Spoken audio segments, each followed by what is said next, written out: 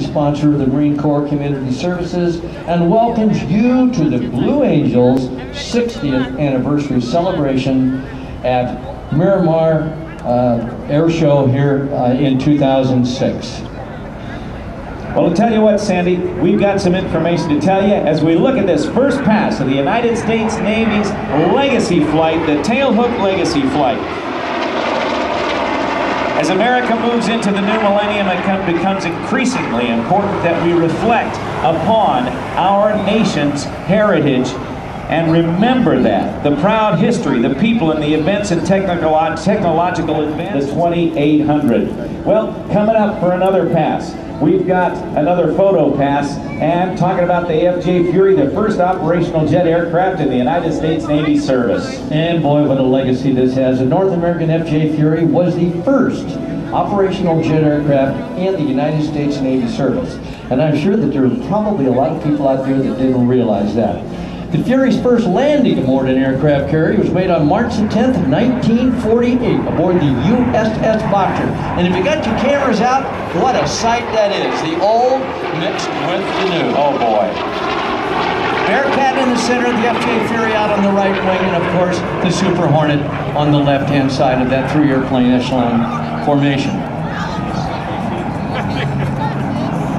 It was flown operationally by the Navy Squadron VF-5 with a fighter bomber version capable of carrying double the underwing stores, including nuclear weapons, I said nuclear weapons, on a single station.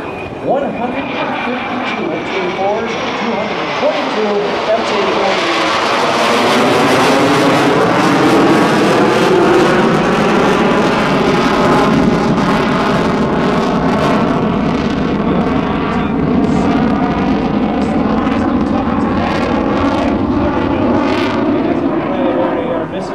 Carrying a formidable air-to-ground attack aircraft, speed in excess of 1.8 times the speed of tactical demonstration. That's all to come here, as we'll also see the United States Air Force's F-117 Nighthawk, the stealth fighter. What an amazing aircraft it is. We'll see the Patriots jet team. 4 Americans flying Czech-built L-39 Albatross aircraft. We'll see Steve Stavrakakis in his Wild Thing aircraft really tearing up the sky. You'll see the Marine Corps' AV-8B Harrier demonstration. And of course, you're not going to want to miss the United States Navy's Flight Demonstration Squadron celebrating 60 years of service, the Blue Angels, right here under the command of Lieutenant.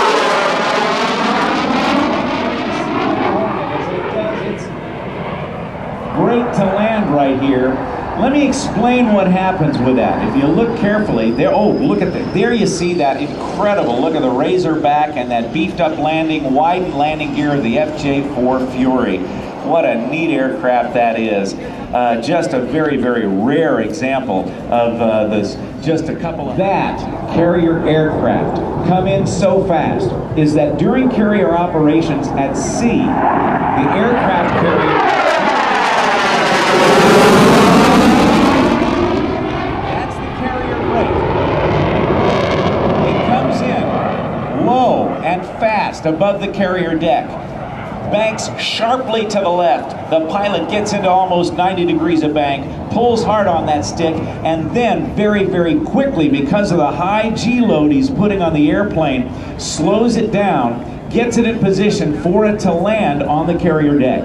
The carrier always operates sailing into the wind to allow better handling, low-speed handling for the aircraft that are going to land on the carrier. So it is very vulnerable to attack. The pilots then get lined up with an oval, almost circling approach to touch down on the carrier deck, as we mentioned earlier, trying to catch one of 4 wires on the carrier deck.